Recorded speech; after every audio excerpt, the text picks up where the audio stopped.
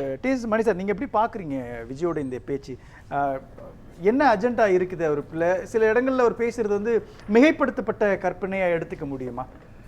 அதாவது செங்கோட்டையினுடைய உள்நுழைவுக்கு பிறகு தாவேகாவில் வந்து விஜய் சந்திக்கக்கூடிய முதல் மக்கள் சந்திப்பு இன்றைய நிகழ்ச்சி. அதனால் இதில் நீங்கள் திமுக எதிர்ப்பில் அதிமுக பின்னுக்கு தள்ள முயற்சிக்கிறாரா விஜய்ன்னு தான் கேட்டிருக்கீங்க. முயற்சிக்கிறாரு. முயற்சி பலன் கொடுக்குமா என்று கேட்கல நீங்கள். அது பரப்புரையில் இருந்தால் வாக்காகுமா என்று கேட்கல நீங்கள். பரப்புரைக்கும் வாக்குக்கு சம்பந்தம் இருக்கா என்று கேட்கல நீங்கள். ஏன்னா தேர்தல் வரலாற்றை பார்க்கும் பொழுது பரப்புரைக்கும் வாக்குக்கும் சம்பந்தம் வேறு மாதிரி இருக்கும். நேரடியாக கூட இருக்காது, எதிராக கூட இருக்கும். புரியுதுங்களா? அதுக்கு வரலாறுலாம் இருக்குது.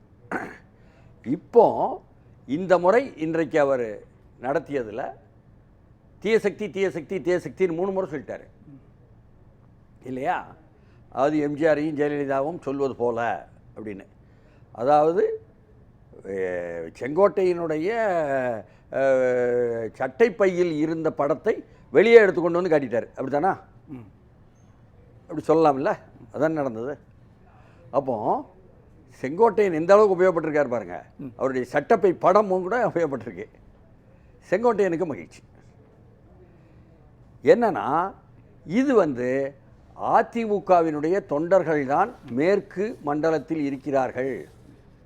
திமுக எதிர்ப்பாளர்களாக அதிமுகவுக்கான ஆதரவு வாக்கு வங்கி தான் மேற்கு மண்டலத்தில் இருக்கிறது என்று ஒரு பொதுவான கருத்து இருக்குல்ல, அந்த கருத்து சரியோ தவறோ அந்த கருத்தை உள்வாங்கிவிட்டார் விஜய். அதனால் அதை எடுப்பதற்கு அவர் நீங்கள் அண்ணாவையும் எம்ஜிஆரையும் யாரும் உரிமை கொண்டாட முடியாது, நாங்கள் எடுத்துக்கலாம். ஜெயலலிதா எம்ஜிஆர் சொன்னது போல தீயசக்தி என்ற விஷயங்களை சொல்லி இன்னமும் கடுமையாக என்ன தமிழ்நாட்டு முதல்வர் திமுக தலைவருக்கு எதிராக கடுமையாகவே பேசியிருக்கார். அதாவது ஒரு வீரதீர பேச்சு மாதிரி பாணியில் அவருடைய பரப்புரை பேச்சு இன்றைக்கி அமைஞ்சிருக்கு. இதுவரை இல்லாத அளவுக்கு 33 நிமிடம் பேசியிருக்கார். அதுவும் இதுவரை இல்லாத அளவுக்கு தொடர் அஃபென்சிவ் என்பதாக பேசியிருக்கிறார். அப்போ இது எல்லாமே திட்டமிடப்பட்டு தான் பேசுவாங்க தலைவர்கள். அது ஓகே, அவரும் செய்யலாம். அதில் குறிப்பான சாரமான நீங்கள் கேட்கக்கூடிய கேள்வி இருக்குது. அதிமுகவினுடைய வாக்கு வங்கியை அங்கே வந்து நிலைகுலைய வைத்தல் முதல்ல. இப்போ இதில் நிலைகுலைய வைத்தல் அப்படின்னு நீங்கள் சொன்னாலும் கூட இதில் இன்னொரு ஆங்கிள் இருக்கு இல்லையா? ஒன்று, திமுகவை கடுமையாக எதிர்க்கிறது மூலமாக மறைந்த முதலமைச்சர்கள் எம்ஜிஆர் அல்லது ஜெயலலிதா ஒரே வார்த்தையில் அவங்கள முடிச்சிட்டாங்க. தீய சக்தி திமுக அப்படின்றதுக்கான அர்த்தம் எனக்கு இன்னைக்கு புரியுதுன்னு சொல்கிறது. திமுகவை எதிர்ப்பை கூர்மை தீட்டுவதன் மூலமாக அதிமுகவோடு பிணைப்பை உருவாக்குறாரா? ஏன் நம்ம அதை அழிக்கணும் அல்லது மாற்றணும்னு நினைக்கிறோம்? அதிமுகவோடு எதிர்காலத்தில் ஒரு கூட்டணிக்கான ஒரு டைப்பை பற்றி பேசுகிறாருன்னு எடுத்துக்க முடியாது. அதை அப்படி எடுத்துக்கிட முடியாது. ஏன்னா மேற்கு மண்டலத்தில் போய் தான் பேசுகிறாரு. ஒன்று, இதை எப்படி இணைச்சி பார்க்கணும்னா அண்ணாவும் எம்ஜிஆரும் யாருக்கும் உரிமை கொண்டாட முடியாதுன்னு சொல்கிறார். அப்போது உரிமை கொண்டாடுறதுக்கு அண்ணாவும் எம்ஜிஆரும் யார்? அதிமுக தான். அவங்களை தான் சொல்கிறாருன்னு அர்த்தம். அதனால் திமுக எதிர்ப்பு வாக்குகளை உடைத்தல் என்பதை அறிந்தே செய்வது போல், அதே போல் என்ன இங்கே வந்து திமுக எதிர்ப்பில் அதிமுக பின்னுக்கு தள்ள முயற்சிக்கிறார் என்பது போல் முயற்சிக்கிறார் தான். ஆனால் இது எல்லாமே பரப்புரை, சரிதானா? அப்படி செய்யக்கூடிய அந்த மேற்கு மண்டல நிகழ்வில் விஜய் கட்சியில் செங்கோட்டையன் உள்நுழைந்த பிறகு நடந்திருப்பதனால இதற்கும் திமுக அரசாங்கத்திற்கும் என்ன சம்பந்தம்? இல்லை, அந்த இடத்துல ஒரு சந்தேகம் வருது சார். ஏன்னா இப்போ இந்த இடத்துல நான் ஒரு திராவிட கட்சி அப்படின்றத அவர் வலியுறுத்துறாரோ அப்படின்ற மாதிரியான ஒரு காரணம் வருது. ஏன்னா சில நாட்களுக்கு முன்பு பாரதியாருடைய அந்த விழாவில் நாம் தமிழர் கட்சியினுடைய தலைமை ஒருங்கிணைப்பாளர் சீமான் பேசுகிறப்போ பார்ப்பன எதிர்ப்பு அப்படின்றத வலியுறுத்தி தான் நீங்கள் அரசியல் பண்ணீங்க, பார்ப்பனர் எதிர்ப்புன்ற கடப்பாறையை கொண்டு இந்த திராவிடத்தை வீழ்த்துவேன் அப்படின்னு சொல்கிறார் இல்லையா? ஏறக்குறைய பெரியார் ஒரு கடப்பாறைன்னு சொல்லும் பொழுது நான் தான் திராவிட கட்சி, திமுக கிடையாது, அதிமுக கிடையாது, தந்தை பெரியார், பேரறிஞர் அண்ணா அல்லது வந்து எம்ஜிஆர், மறைந்த முதலமைச்சர் எம்ஜிஆர், ஜெயலலிதா ஒட்டுமொத்தமான உருவமாக ஐடியாலஜிக்கல் ஃபேக்டராக நான் இருக்கிறோன்றதை கிளைம் பண்ணுறாரா? இல்லை, அது அவர் கிளைம் பண்ணிகிட்டே போகிறாருன்னு வைங்க, என்ன வேணால் கிளைம் பண்ணிட்டு போகிறாரு. அந்த கேள்வி இங்கே பொறுத்தவே இல்லை. ஏன்னா அரசியல் கட்சிகள்னு பார்க்கும்பொழுது திமுக, அதிமுக, என்ன தாவேகா என்பதை தான் அரசியல் கட்சிகளுக்குள்ளே உள்ள ஊடாடலை தான் நம்ம பேசவே முடியும். அதுக்கு தான் நீங்கள் தலைப்பு போட்டிருக்கிறீங்க. இதில் நான் கேட்க வந்ததே என்னன்னு சொன்னால், அந்த இடம், அவர் பேச வந்த இடம் இந்து சமய அறநிலைத்துறைக்கு சொந்தமானது என்று வெளியிலெல்லாம் வந்திருக்கா? இந்து சமய அறநிலைத்துறையினுடைய என்ன அமைச்சராக இருப்பவர் சேகர் பாபுவா? செங்கோட்டையனுடைய பழைய நண்பரா? செங்கோட்டையனுக்கு அந்த இடத்தை கொடுப்பதற்காக சேகர் பாபுவினுடைய இசைவு இருந்ததா என்று உங்களுக்கு சந்தேகம் வரணும். வரல. ஆனால் அங்கே நடந்தது. இது என்ன லாஜிக் சார்? இது என்ன லாஜிக்கும் இல்லை, நடந்தது அதுதான்.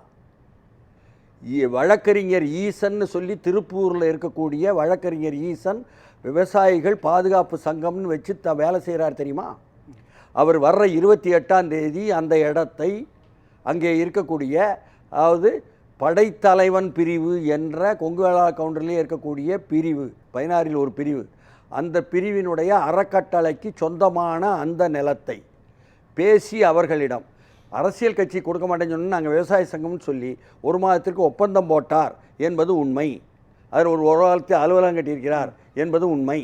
அதற்கு பிறகு இவர் அங்கே அதே அறக்கட்டளையிலிருந்து இந்து சமய அறநிலைத்துறைக்கு தான் சொந்தமானதுன்னு சொல்லி போட்டு ஈரோடு கோர்ட்டில் வழக்கு நடந்து, இல்லை இந்து சமய அறநிலைத்துறைக்கு சொந்தம் இல்லை என்று தீர்ப்பாகி மேல்முறையீட்டிற்கு போயிருக்கிறார் சேகர் பாபு, இந்து சமய அறநிலைத்துறை. இப்போ புரிஞ்சுக்கவா? இப்போ சேகர் பாபு, அமைச்சர் சேகர் பாபு அதிமுக உடைங்க அல்லது அதிமுகவுக்கு எதிராக ஒரு அரசியல் கட்டமைங்க அப்படின்னு தாவேகாவுக்கு அசைன்மெண்ட் கொடுத்திருக்கிறாரா? செங்கோட்டை அவர் கொடுக்க வேண்டிய அவசியமே இல்லை.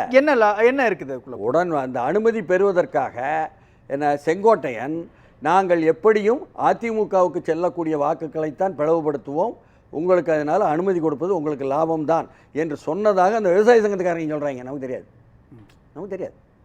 அப்போ அதை ஒட்டி இவருடைய பேச்சும் அதை வலுப்படுத்துவது போல இருக்கிறது என்பதைத்தான் அதில் புரிய முடியுது. புரியுதுங்களா?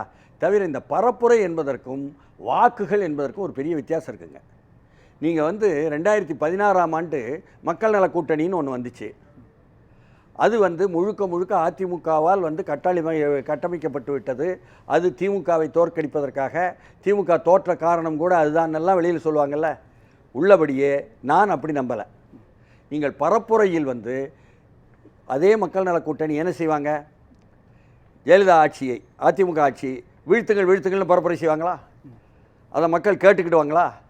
கேட்டுக்கிட்டு நீங்கள் 1000 பேசுங்க, கடைசியாக சொன்ன வார்த்தை ஆட்சியை மாற்றுவது.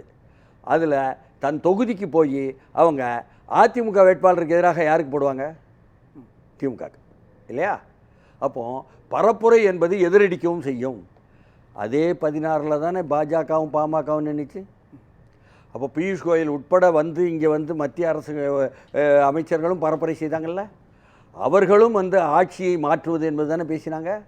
இது எல்லாமே சேர்ந்து என்ன, அங்கே அதிமுகவுக்கு வரும் என்று அதிமுகவே நம்பி இருந்தாலும் அந்த வாக்குகளை வரவிடாமல் செய்துவிட்டது என்பதையும் ஒரு கணக்கு பார்க்கணும்.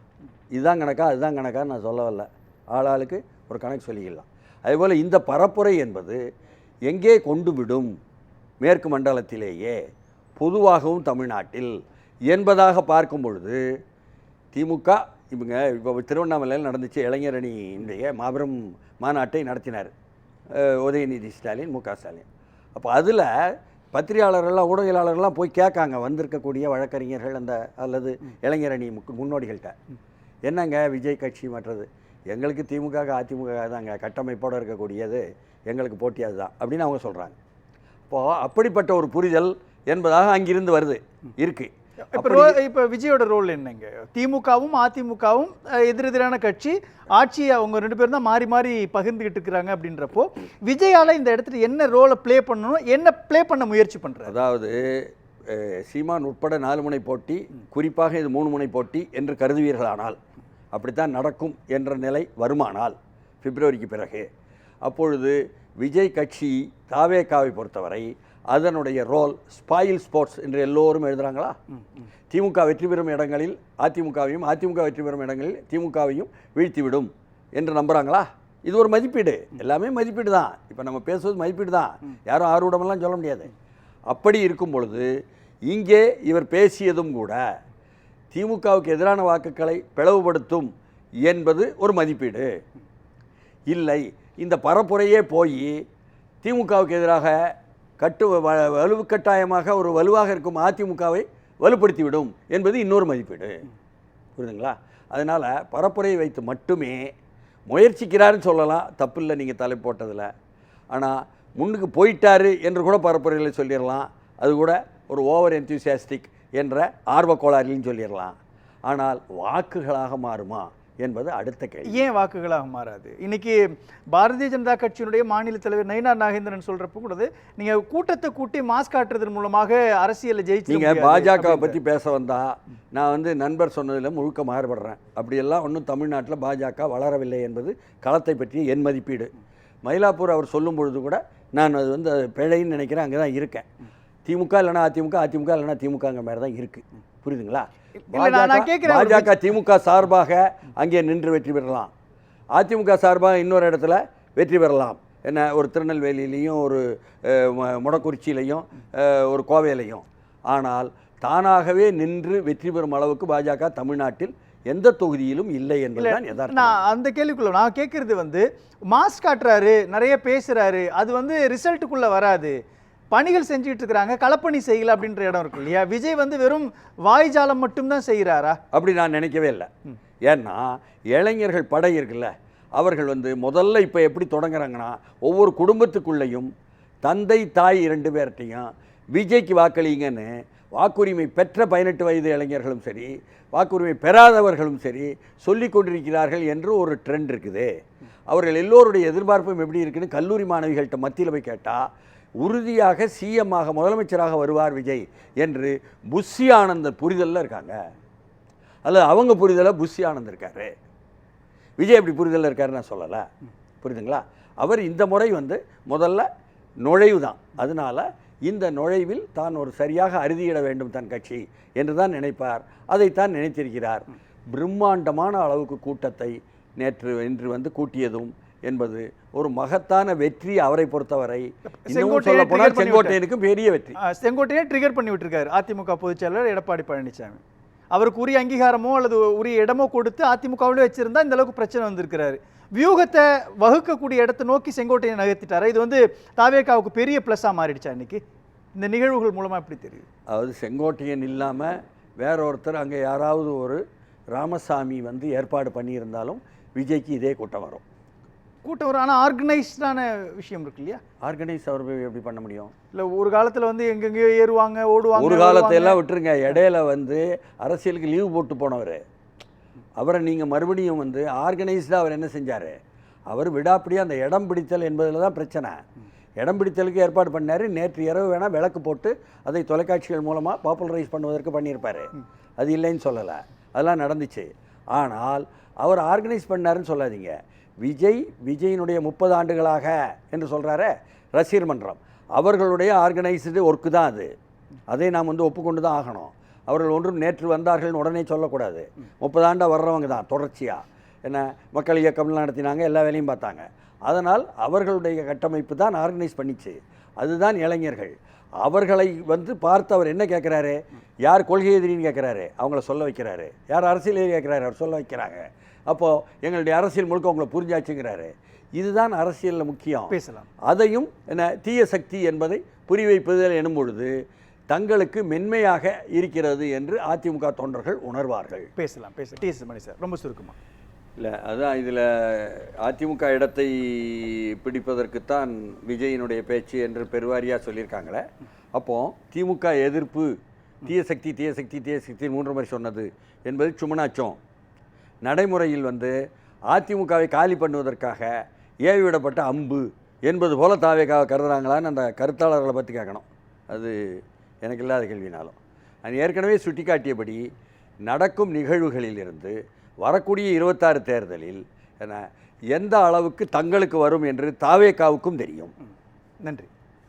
திமுக அதிமுக 2 போட்டியாளர்கள் இருக்காங்களே, அவர்களுக்கும் தங்கள் உயரம் என்ன, அதை எப்படி பெற முடியும் என்பது தெரியும். நன்றி. இப்படி ஒரு யதார்த்தம் இருக்கிறது என்பதை புரிந்து கொண்டு வாக்குகள் எங்கே நோக்கி செல்லும் என்று ஒவ்வொரு தொகுதியிலும் மக்கள் வேற மாதிரி தீர்மானிப்பாங்க. வெறும் பரப்புரையை மட்டும் நம்பி அல்ல. நன்றி.